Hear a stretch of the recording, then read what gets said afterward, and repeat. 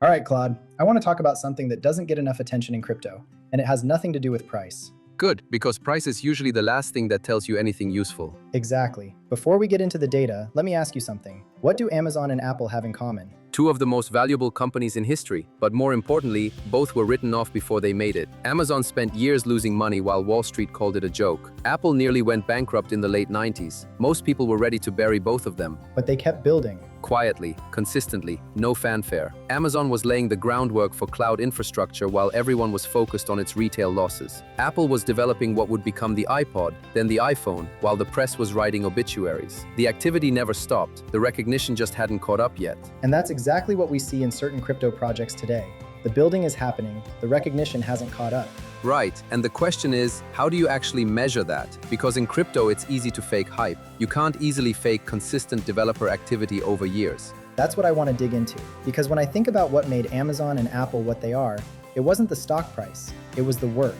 Engineers writing code, building products, shipping infrastructure nobody could see yet.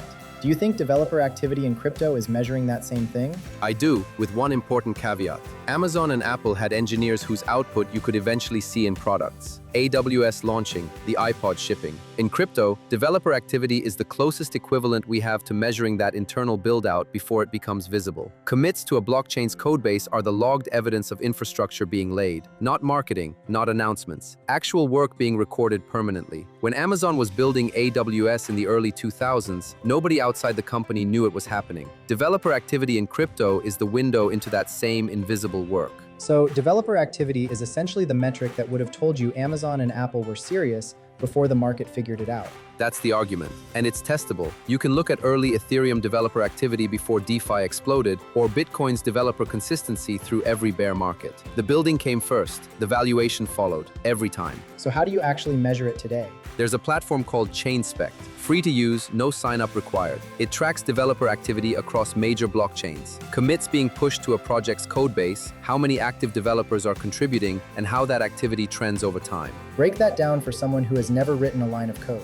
Every time a developer improves a blockchain, fixes something, adds a feature, builds infrastructure, they submit what's called a commit. It's a permanently logged unit of work. You cannot fake them retroactively. ChainSpect counts those commits across every major blockchain and puts them side by side so anyone can compare. A scoreboard for actual work being done.